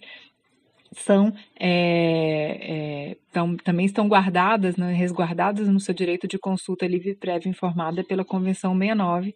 Isso representa, então, um texto absolutamente, né, destemperado e do ponto de vista jurídico, cometendo aí flagrantes ilegalidades mesmo. Vocês acreditam na aprovação desse PL no Senado, Alessandra, depois de toda essa mobilização contrária ao texto? Como é que anda a correlação de forças na Casa Legislativa para evitar que esse projeto seja aceito, Alessandra? E também a mobilização de vocês, entidades da sociedade civil. Bom, na Câmara o projeto foi aprovado a toque de caixa, sem nenhum debate público. O relatório foi apresentado aí há menos de uma semana de ser levado a plenário. Muitos, talvez a maioria dos parlamentares não tenham tido tempo para conhecer seu conteúdo, um conteúdo absolutamente complicado, cheio de ilegalidades, que desmonta o processo de licenciamento tal como foi construído ali ao longo de muitos e muitos anos, né, de muita e muita experiência. Então ele joga tudo isso com risco de se perder esse processo aí de caminhar no sentido de melhorar o licenciamento, não destruí-lo, né, que é o que fizeram. Eles destruíram o licenciamento como ele existe, no lugar aí de tentar apresentar um texto que o melhorasse. No Senado, o que se espera, e aí, né, tem toda uma movimentação para isso, é que haja debate público, que esse projeto seja discutido em comissões, que seja discutido na Comissão do Meio Ambiente, que seja discutido ouvindo especialistas, né, ao longo dessas últimas semanas aí vieram a público várias notas técnicas muito sérias, robustas, de cientistas, de analistas que conhecem profundamente o tema, e todas elas vão na mesma direção de apontar que são muitos os pontos críticos, e que esse texto ele precisa passar por um debate, ele precisa ser revertido em alguns aspectos chaves sob o risco de fato, nós temos aí uma situação de caminhar para um caos onde, de fato, os impactos não vão ser reconhecidos, não vão ser mitigados, mas eles vão ser cobrados, seja judicialmente, eles vão aumentar a incerteza no cenário aí de tentativa de retomada de investimentos, e, acima de tudo, também eles vão gerar sucessivas e muito perigosas violações de direito, né? Direito ao meio ambiente, direito das populações dos povos indígenas, dos quilombolas, mas também direito da população mais vulnerável, que muitas vezes esses empreendimentos eles são instalados aí em regiões que já são cuja a presença de vulnerabilidades econômicas sociais já é muito grande. Então, nesse cenário, a situação tende a se agravar ainda mais, a situação econômica, inclusive, dessas localidades se agravar ainda mais, o desemprego, a violência.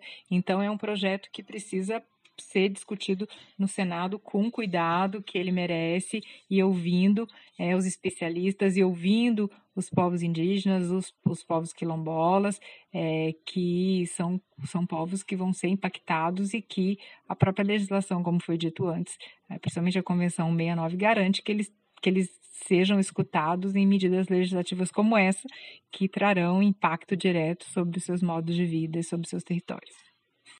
Alessandra, dentre as atividades que ficam dispensadas de licenciamento ambiental estão sistemas e estações de tratamento de água e de esgoto sanitário, cultivo de espécies de interesse agrícola, pecuária extensiva e semi-intensiva e intensiva de pequeno porte e pesquisas de natureza agropecuária sem risco biológico.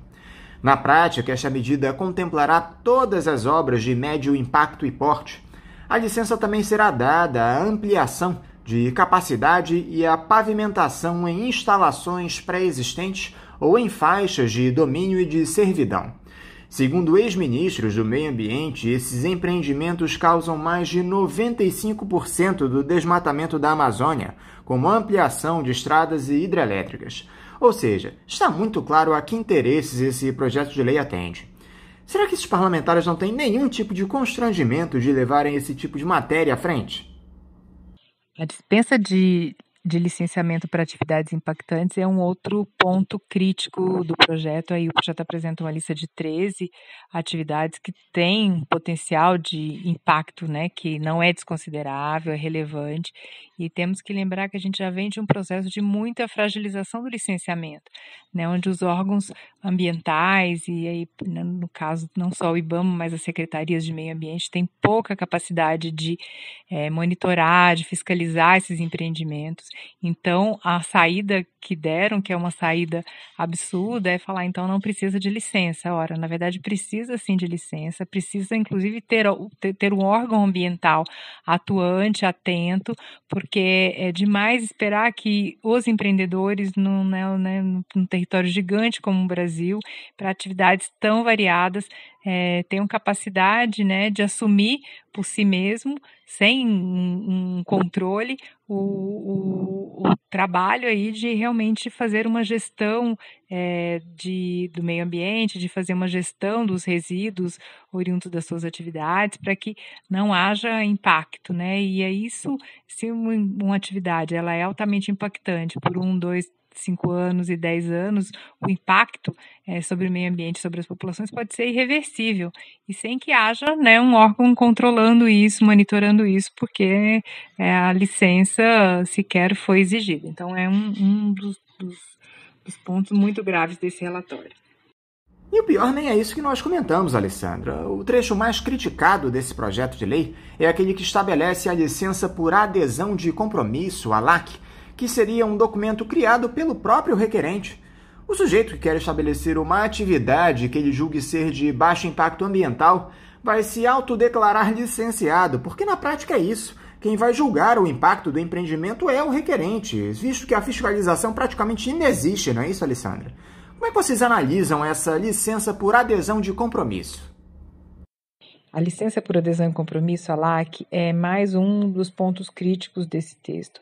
É um tipo de licença onde o empreendedor vai lá no site e emite automaticamente, sem entrega de estudo ambiental, sem análise do órgão ambiental, sobre que empreendimento é esse, em que local ele está sendo implantado, se tem de fato ou não potencial de gerar impacto, e sem que isso também seja monitorado. O texto estabelece uma vistoria por amostragem que evidencia que, de fato, esses empreendimentos vão passar ao largo aí de um processo de acompanhamento do órgão ambiental acerca das atividades que são desenvolvidas, se de fato elas realmente não estão gerando impacto. Então é muito grave, é perigoso, e tem muitos empreendimentos nessa modalidade, inclusive em ampliação de capacidade, a pavimentação e instalações pré-existentes em faixas de domínio de servidão, que é o caso, por exemplo, das rodovias, e a depender de onde estão essas rodovias, por exemplo, na Amazônia, nós sabemos que grande parte do desmatamento é ocasionado por essas aberturas de estradas e aberturas nas vicinais, nos entornos dessas estradas, que acabam gerando muito desmatamento. E esse processo de ampliação da capacidade de pavimentação dessas instalações pode ser, sim, mais um fator de atração de população, pode ser mais um fator aí ligado, inclusive, à pressão sobre terras da União, para inclusive processos aí de grilagem, que vão gerar mais desmatamento, e aí, nesse caso, essa licença autodeclaratória aí para rodovias. Fato é, Alessandra, que nada disso é novidade para nós. Essa é uma prática muito comum do governo do Jair Bolsonaro. O próprio ministro do Meio Ambiente, o Ricardo Salles, já havia avisado que eles passariam a boiada no regramento legal. Eles desenterram um projeto de 2004 na surdina, aprovam a toque de caixa e acham que vai ficar por isso mesmo. Vocês do INESC têm atuado de alguma forma junto a outras entidades para alertarem a população dos prejuízos que esse PL traz ao nosso país? Essa mobilização popular é muito importante em um momento como esse. Pois é, esse tema do licenciamento ele é um tema bastante complexo, né, com muitas interfaces, e é um tema que diz respeito a todas as atividades econômicas potencialmente impactantes. Então, por outro lado, também bastante incrível como há várias organizações, mesmo não trabalhando diretamente com licenciamento, movimentos sociais, a população em geral, além de muitos estudiosos e pesquisadores e cientistas que vieram a público, né, para trazer as informações mais elaboradas do que significa esse projeto, que, na verdade, no final das contas, todo esse conjunto de argumentações, de narrativas, de informações e de mobilização também acabou por gerar um processo de engajamento mesmo, né? A gente vê nas redes sociais o grande engajamento que houve, onde as pessoas realmente perceberam que não é um tema trivial, que não é um tema simples, que é um tema que merece um amplo debate profundo com a sociedade, que a gente espera que aconteça no Senado, onde os especialistas e os cientistas sejam de fato escutados, onde as lições, né, aprendidas e muitas das não aprendidas, elas possam ser também utilizadas para que os processos sejam aprimorados, né, e não para que o problema seja jogado para debaixo do tapete. A gente nunca pode esquecer que quase 300 pessoas morreram, né, soterradas pela lama das barragens de rejeito lá de Brumadinho e Mariana. E por quê? Por trás disso tem o quê? Tem licenciamentos frágeis, né, de barragens, do empreendimento como um todo e das barragens. Tem uma fragilidade dos órgãos ambientais e o órgão de controle também da barragem, que é a ANM, que é a Agência Nacional da Mineração, de monitorar essa barragem. Por quê? Porque não tem pessoal, porque não tem estrutura. Tem um problema, né, de permanente necessidade de de acompanhamento do licenciamento que também não foi feito, e tem um empreendedor que não é um empreendedor qualquer, né? Por trás dele está a Vale, uma das principais mineradoras do mundo, que não foi responsável, embora, né, tenha investidores, tenha procedimentos, tenha relatório de responsabilidade socioambiental. Então, se uma empresa como a Vale não teve responsabilidade, se uma empresa como a Vale fraudou, inclusive, relatórios de auditoria independente de barragem para continuar aumentando barragem, para continuar explorando minério, como é que a gente pode esperar que todos os empreendimentos no Brasil, a maior parte deles, tenham responsabilidade para tocar os seus empreendimentos sem provocar dano, tenham capacidade de, em provocando dano, reportar ao órgão ambiental e buscar fazer medidas de mitigação? Isso não vai acontecer, né? Não vai acontecer, não acontece, já acontece com muita fragilidade e dificuldade, vai acontecer muito menos ainda se todas essas medidas aí de licenciamento por adesão e compromisso, se dispensa de licenciamento, e de flexibilização do licenciamento para grandes empreendimentos passarem da forma como estão, e nesse texto, que ele é um texto absolutamente danoso, eu diria até que criminoso, né? Além de cometer nitidamente muitas ilegalidades. Então, é muito importante que as organizações e a população no geral se mobilize e que haja espaço para isso no Senado, né? Para o Senado escuta as especialistas, escuta as organizações que trabalham com licenciamento, que acompanham isso, né? Que tem essas lições não aprendidas, principalmente de grandes obras, e aí pega todo o caso de Belo Monte, né? Com licenciamentos complicados, mesmo reconhecendo aí que a estrutura que a gente tem hoje para licenciamento ainda é bem melhor do que essa que pode vir a acontecer caso esse projeto seja aprovado, com todos os, né, não todos os cuidados, mas com licenciamento mais rigoroso como ele é hoje, ainda a gente tem um monte de impacto, de violações de direitos, de problemas de pesca, porque a barragem, no caso de Belo Monte, reduziu a vazão do Xingu na Volta Grande. Isso prejudicou enormemente a vida dos ribeirinhos, a sua capacidade de pesca, a sua atividade econômica. Além do que isso, gerou muitos impactos na cidade, aumentou a violência, aumentou o desemprego, aumentou a população enormemente. E está lá, né, mesmo com todas as tentativas que houveram, com todos os problemas, mas a gente tem que reconhecer que houveram, não foram capazes de mitigar, de compensar. Imagina-se isso sem que haja um licenciamento onde o impacto de forma mais integral daquele empreendimento possa ser avaliado e endereçado. Então é muito grave, como eu já disse, isso vai só gerar uma insegurança jurídica para grandes empreendimentos, isso vai gerar um cenário de incerteza, de risco, inclusive de retorno dos investimentos, e vai na contramão do que o discurso de alguns parlamentares, né, defenderam esse projeto aí, infelizmente não alguns, vários, aí 300, é importante lembrar, né, que 300 votaram a favor, muitos sem conhecer o projeto, vai na contramão do que eles estão dizendo que de fato essa falsa pretensão aí de que isso vai desburocratizar e vai fazer o país voltar a crescer. Para encerrar, Alessandra, como é que você observou essa operação da Polícia Federal autorizada pelo ministro do Supremo Alexandre de Moraes contra o ministro Ricardo Salles e o presidente do Instituto Brasileiro do Meio Ambiente e dos Recursos Naturais Renováveis, o IBAMA, Eduardo Bin, que investiga a exploração ilegal de madeira para Estados Unidos e Europa? Foram determinadas a quebra dos sigilos bancário e fiscal de Salles, o afastamento de Bin do cargo no IBAMA e de outros 9 agentes públicos que ocupavam cargos e funções de confiança no órgão. O magistrado também determinou a suspensão imediata da aplicação de um despacho emitido em fevereiro de 2020, que permitiu a exportação de produtos florestais sem a necessidade de emissão de autorizações de exportação. Me parece que demorou demais essa medida da Justiça, Alessandra.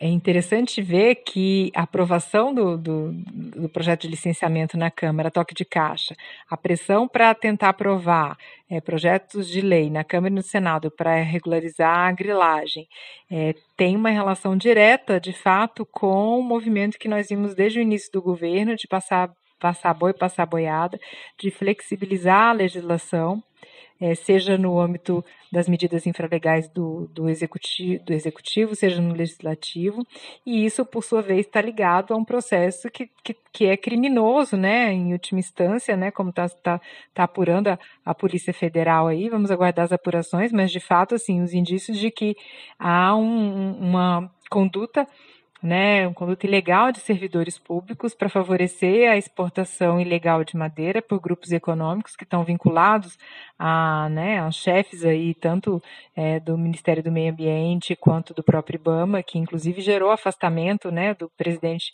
do IBAMA e de mais 8 ou 9 pessoas, se não me engano, que estariam envolvidos aí nesses processos de favorecimento, de facilitação para que seja liberada a exportação de madeira ilegal. E para isso, inclusive, mudando normas, mudando legislação infralegal para favorecer essa atitude criminosa. Então, isso mostra que, de fato, temos aí uma gestão ambiental criminosa que está associada a grupos de interesse e que agora estão nessa estratégia muito forte de tentar empurrar legislações que vão aumentar, né, o tamanho do que a gente chama do estouro da boiada, né? Se passou boi, passou boiada e passaram muitas boiadas, agora a gente tá vendo aí um movimento de estouro da boiada e a gente espera que, inclusive, essa investigação da Polícia Federal venha, né, seja um alerta aí, mais um alerta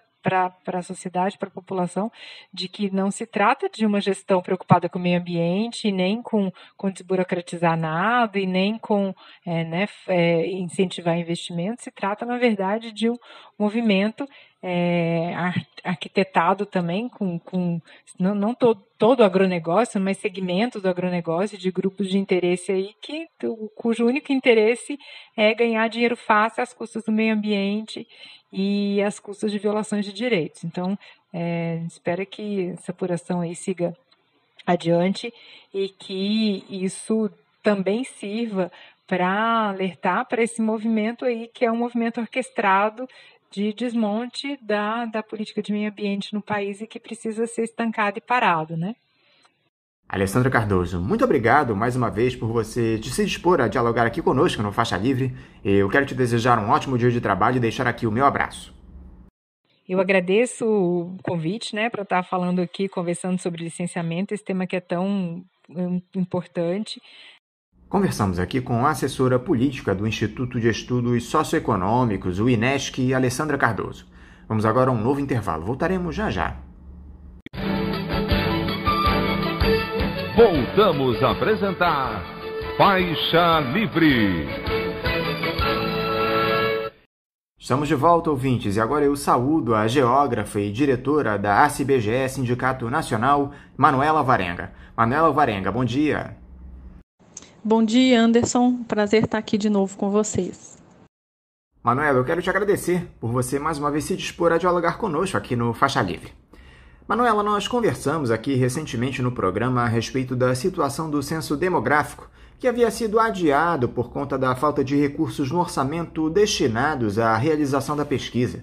E o Supremo Tribunal Federal bateu o martelo na última sexta-feira a respeito do tema.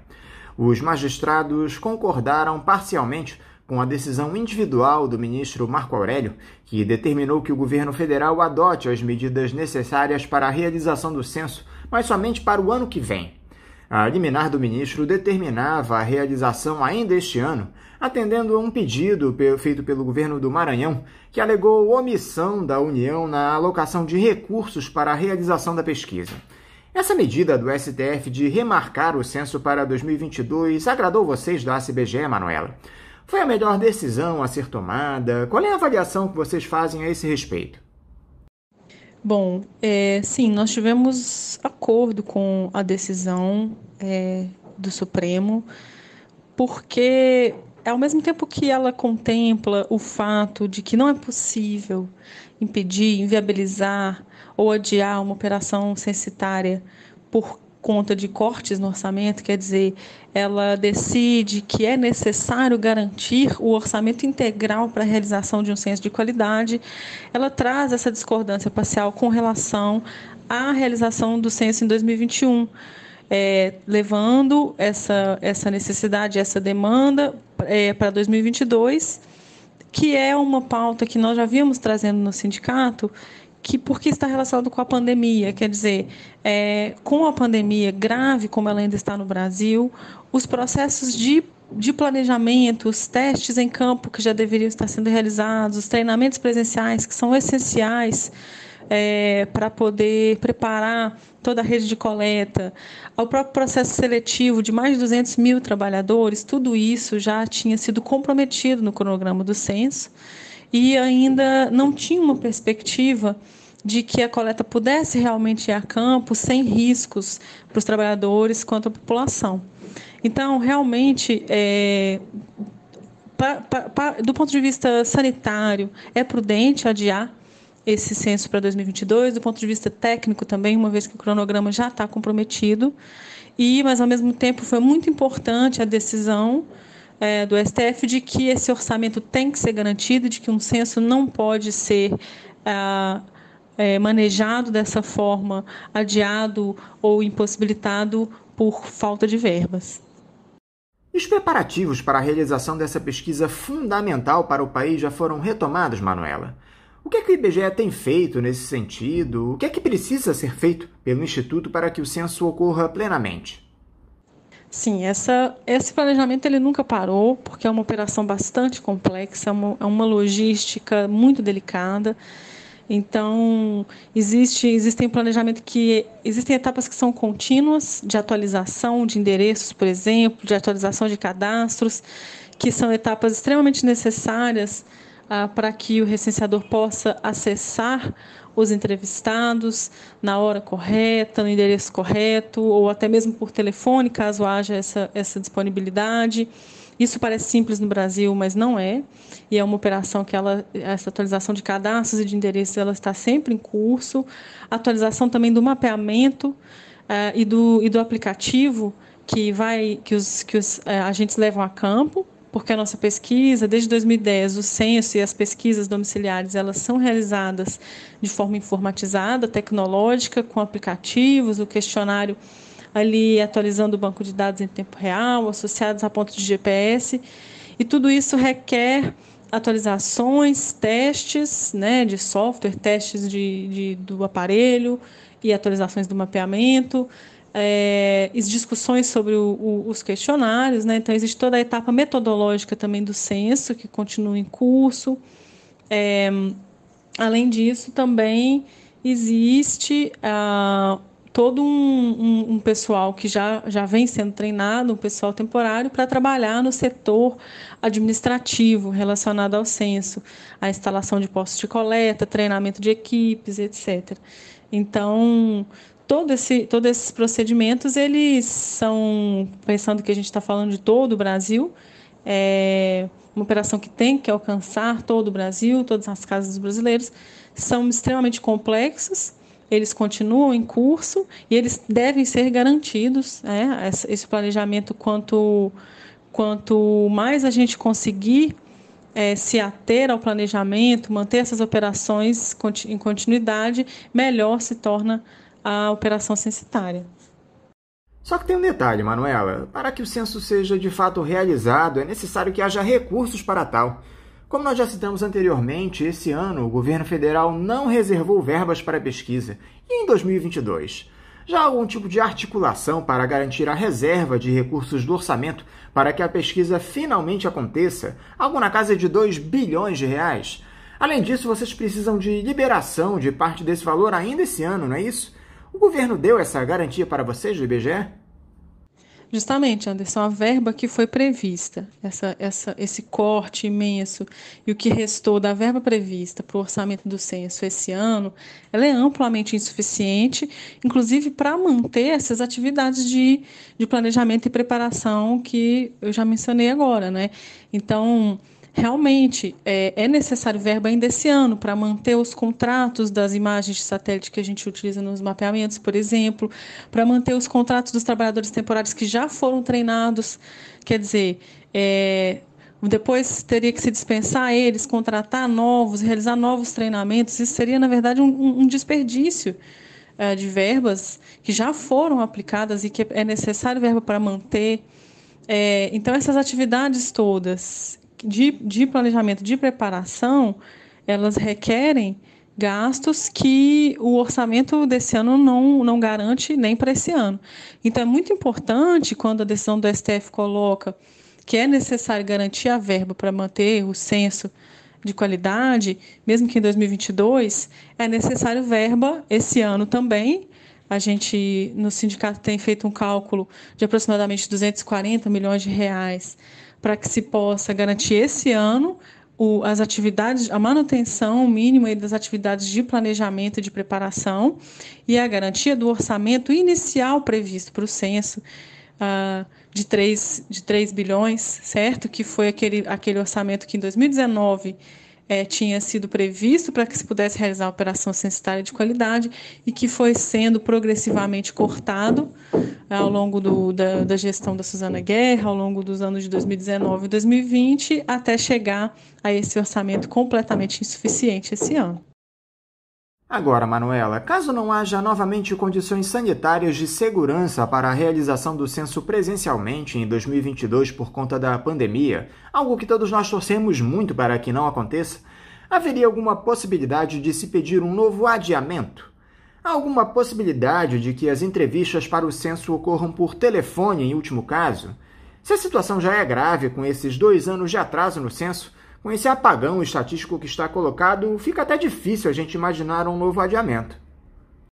Sim, nós torcemos mesmo para que isso não aconteça, e não só torcemos, porque quando a gente coloca essa possibilidade da situação continuar tão ruim assim até 2023, a gente tem que denunciar, a gente tem que trazer aqui à tona o fato de que não precisávamos estar assim agora. A gente está em 2021 com a pandemia, com índices piores do que em 2020. E isso é um absurdo.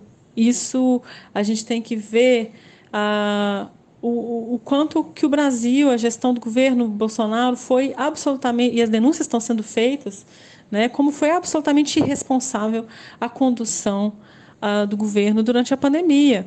E isso nos levou ao ponto em que a gente está agora. E a sindicato, nós sempre nos somamos a essas lutas absolutamente prioritárias e necessárias para que se garantisse a vacinação para todos, para que se garanta a vacinação para todos e todas da população, para que seja estruturado o sistema de saúde de atendimento brasileiro, quer dizer, que sejam cumpridas as recomendações internacionais para conter a pandemia, para que haja uma conscientização da população, para que houvesse auxílio emergencial, a garantia que a população pudesse se manter isolada até reduzir realmente os índices de contaminação. Então, isso é bom lembrar, né, nesse ponto, porque são reivindicações que elas ainda são urgentes e necessárias, e a gente não pode jogar a toalha e pensar que até 2023 a gente vai estar vivendo esse caos de gestão, essa vergonha e essa catástrofe mesmo humanitária que a gente está vivendo no Brasil. Nesse momento, Manuela, com o censo demográfico que deveria ser decenal adiado por 2 anos, quais os impactos que isso provoca na nossa sociedade? Nós já conversamos a respeito disso outras vezes, mas é sempre bom lembrar, não só porque a audiência no rádio é rotativa, mas para que as pessoas tenham consciência da importância do trabalho do IBGE para o nosso país. Sim, tem esse primeiro impacto, como você colocou, que a pesquisa ela é decenal, é uma pesquisa que tem uma periodicidade prevista, e essa periodicidade ela existe para que possa ser garantida uma comparabilidade, né, uma comparabilidade internacional, nos cenários que se traçam sobre os países do mundo, e uma comparabilidade também de calendário dentro das análises demográficas e socioeconômicas que podem ser feitas no Brasil. Então, a cada ano realmente que a gente se afasta desse calendário, compromete o que a gente chama de série histórica, né? Compromete essa comparabilidade. E, além disso, a necessidade do censo, a centralidade do censo na produção de informações e no planejamento realmente das políticas públicas brasileiras, né? Como a gente realmente já conversou algumas vezes, o censo é a única pesquisa que vai em todos os domicílios do Brasil. E ele tem um questionário bastante robusto que traz informações preciosas. Então, em muitos casos, vai ser a única fonte de informação que você vai ter que pode chegar a níveis de bairro, né, a certos municípios. Então, certos municípios vão ter sobre a sua população, muitas vezes, apenas as informações do censo relacionadas à composição sociodemográfica. Então, é uma pesquisa, ela é uma das pesquisas, é a pesquisa central e essencial para se pensar em planejamento de políticas públicas no Brasil. Não dá para ficar sem o censo. E o que a gente vem colocando, né, é que também não dá para ser feito um censo de má qualidade. Então, é muito importante, o sindicato vem pontuando isso muito, porque a gente tem que tomar cuidado também na urgência de se fazer o censo, para não quebrar a série histórica, que a gente faça ele de qualquer jeito, que a gente faça ele com essas previsões, essas indicações ridículas de verba que vêm sendo apontadas. Então, o enxugamento, né, intervenções, cortes de questões, como a gente tem visto essa condução no governo Bolsonaro. Então, a gente vem alertando para isso, e na pandemia o adiamento se fez necessário, mas a nossa luta por um censo de qualidade, com a garantia das questões e das verbas, a sua integridade, a gente continua sempre nessa luta e nessa pauta, porque é uma pesquisa central. Manuela, quem assumiu o comando do IBGE no lugar da Suzana Guerra, que pediu exoneração do cargo após esse imbróglio do censo, foi o antigo diretor de pesquisas do Instituto Eduardo Rios Neto. Ele é membro da Academia Brasileira de Ciências e também foi professor universitário. Agradou vocês a nomeação do Eduardo, Manuela? Você acredita que ele vai atender aos interesses de vocês, servidores, e do próprio IBGE? Bom, então, o Eduardo Rios Neto, ele segue a mesma linha, ele faz parte do mesmo projeto político da Suzana Guerra. Ele está na casa por indicação, ele foi colocado pela Suzana Guerra enquanto presidente, ele foi colocado como diretor de pesquisas, no lugar, então, do diretor que tinha pedido exoneração por discordância na condução da operação censitária. E ele veio, então, promover, né, as intervenções que nós vimos denunciando aí desde 2019, os cortes de questionário, essa aceitação de uma verba cada vez mais reduzida, né, que eles vinham aceitando que o orçamento inicial previsto de 3 bilhões fosse sendo progressivamente reduzido para até 2 bilhões. Então, no final, a Suzana Guerra estava argumentando que com 2 bilhões era possível fazer, e o Eduardo Rios Neto, ele mantém essa mesma linha, né? Essa linha de fazer do jeito que dá, e ao mesmo tempo, então, o papel que seria de realmente reivindicar e planejar a operação como ela deveria ser, da melhor forma possível. Ele não assume esse papel e continua, então, se adequando ao austericídio aí do governo Bolsonaro. Então, em alinhamento. Então,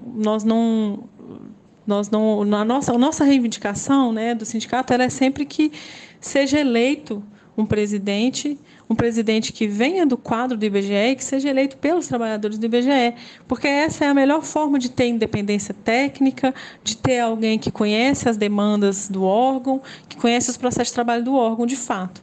Então, a nossa demanda para um presidente, ela é sempre essa. Para terminar, Manuela, eu gostaria que você falasse um pouco sobre a tramitação dessa reforma administrativa, que já deve ter seu texto votado na Comissão de Constituição e Justiça da Câmara nesta quinta. O relator deu parecer favorável à proposta de reforma. Como é que anda a mobilização de vocês, servidores públicos, para se opor a essa reforma que ataca diretamente o funcionalismo?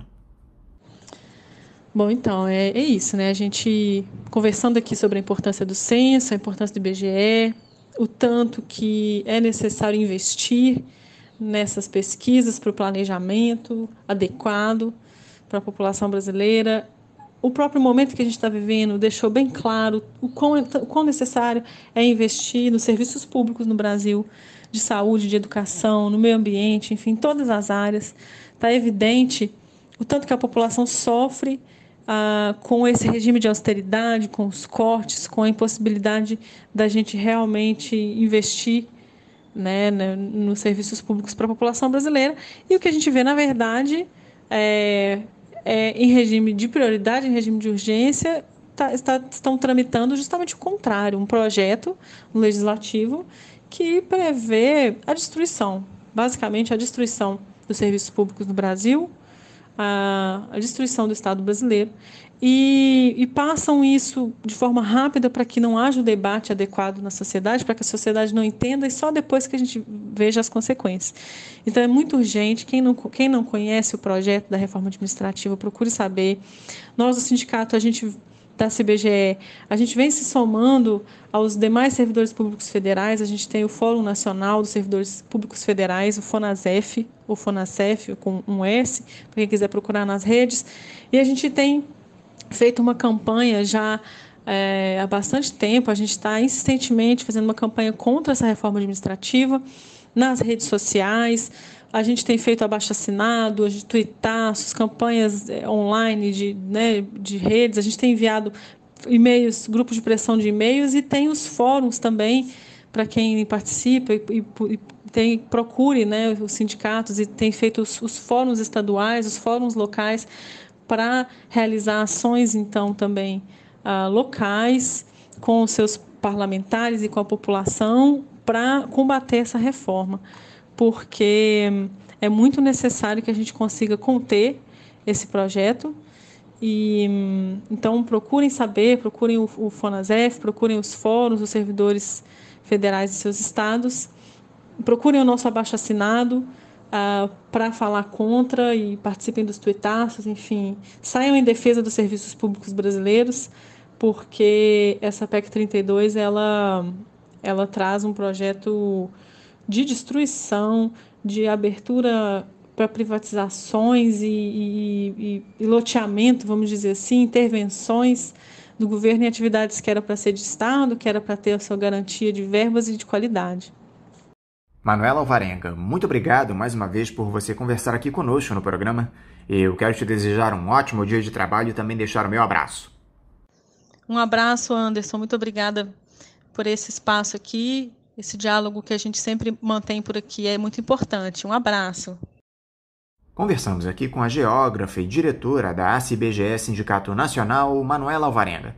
E vamos encerrando a edição de hoje do Faixa Livre, convidando todos vocês para amanhã, a partir das 8 da manhã, estarem aqui novamente ligadinhos na Rádio Bandeirantes 1360 AM para mais uma edição do nosso programa.